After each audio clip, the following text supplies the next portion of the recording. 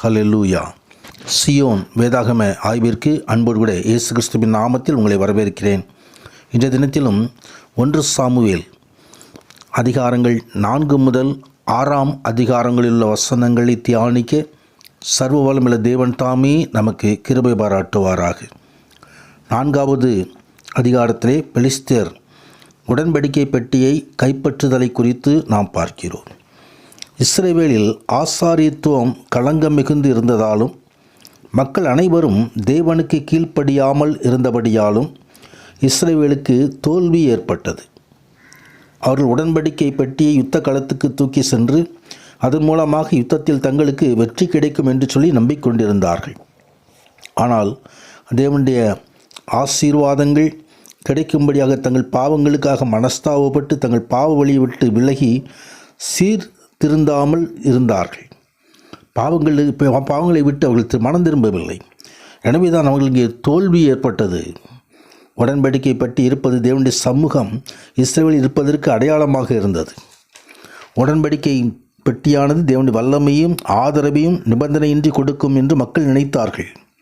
ஆவிக்குரிய காரியங்களின் அடையாளங்களாக இருப்பவைகள் அவை எதற்காக ஏற்படுத்தப்பட்டுள்ளதோ அது உறுதி செய்வதில்லை என்பதை மக்கள் உணர தவறிவிட்டார்கள். மக்கள் தேவனுடன் தங்கள் உடன்படிக்கை உறவை எவ்வளவு காலம் வைத்திருந்தார்களோ அவ்வளவு காலம் தேவன் அவர்களோடு தங்கியிருந்தார்.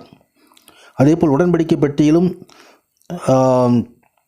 ஆண்டவருடைய வார்த்தையின்படி நடப்பதிலும் நாம் முற்றிலும் அர்ப்பணிக்கப்பட வேண்டும்.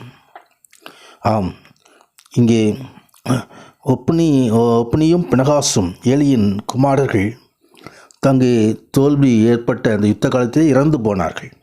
உடன்படிக்கை பெட்டியும் பிடிபட்டு போனது.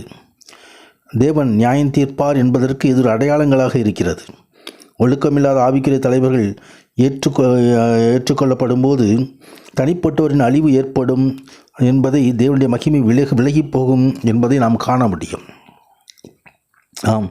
பினகாசின் மனைவி அங்கே தோல்வி ஏற்பட்டது, தன் புருஷன் இறந்து போனான் என்று சொல்லி கேட்பட்ட பொழுது அவர் கற்ப வேதனைப்பட்டு ஒரு குழந்தையை பெற்று அதற்கு இக்கோபோத் என்று பெயரிடுவதை குறித்து பார்க்கிறோம். இக்கோபோத் என்றால் மகிமை போய்விட்டது என்றார்கள். இஸ்ரவேலின் மகிமை தேவனை பூமியில் தேவனுடைய மக்கள் மத்தியில் வெளிப்பட்ட தேவனுடைய பிரசன்னம் அவர்களுக்கு மகிமையாக இருந்தது. ஆனால் பாவத்தின் நிமித்தமாக வீடுகளின் நிமித்தமாக ஜனங்களுடைய அசட்டை காரணமாக அங்கே தேவனுடைய மகிமை அவர்களை விட்டு கடந்து போய்விட்டது. 5வது அதிகாரத்தில் அங்கே உடன்படிக்கையை கொண்டு போய் பெலிஸ்தர்கள் தங்கள் ஆலயத்திலே கொண்டு வைத்தார்கள். தாகோனுடைய ஆலயத்தில் கொண்டு வைத்த பொழுது தாகோன் அந்த சிலை குப்புற விழுந்து கிடந்தது. தாகோன் எடுத்து திரும்பவும் ஸ்தானத்தில் எடுத்தார்கள். மறுநாள் வந்து பார்க்கும் பொழுது அது குப்புறம் விழுந்து கிடந்ததும் அல்லாமல் தலையும் அதன் 2 கைகள் வாசற்படியில் உடைபட்டு கிடந்தது. இப்படிப்பட்ட காரியத்தை கண்டு அவர்கள் பயந்தார்கள். அவர்களுக்கு வியாதியும் தொற்றிக் கொண்டது, மூலவியாதி. எனவே 6வது அதிகாரத்தில் உடன்படிக்கை பற்றி இஸ்ரவேலுக்கு திரும்ப அனுப்பப்படுகிறதான காரியத்தை குறித்து பார்க்கிறோம். பெலிஸ்தர்கள் அங்கே பூஜசாரிகள் மற்ற எல்லோரையும் அழைத்து குறிச்சொல்லிகளையும் அழைத்து என்ன செய்ய வேண்டும் என்று சொல்லி கேட்ட பொழுது அவர்கள் திருப்பி அனுப்பிவிட வேண்டும் என்பதை அவர்கள் சொன்னார்கள். அங்கே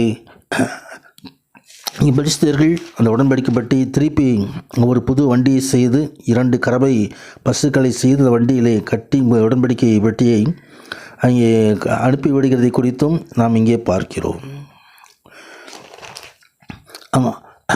அங்கே கர்த்தருடைய பெட்டியையும் பொன்னால் செய்த சுண்டலிகளையும் மூலவியாதியின் சாயலான சுரூபங்களையும் அந்த பூஜாரிகளின் வெளி செய்து வைத்தார்கள். ஆனால் தேவனுடைய அனுக்கிரகம் அவர்களுக்கு இல்லாமல் இருந்தது. இந்த நாளிலும் இந்த ஆசனங்களை தியானிக்க நமது வாழ்க்கையிலும் கர்த்தருடைய வார்த்தையை நாம் கடைபிடிப்போம். கர்த்தருடைய சித்தத்தின்படி நடப்போம். ராஜா நம்மோடு கூட இருப்பார். பெரிய காரியங்களை செய்வாராக. ஆமேன், ஆமேன்.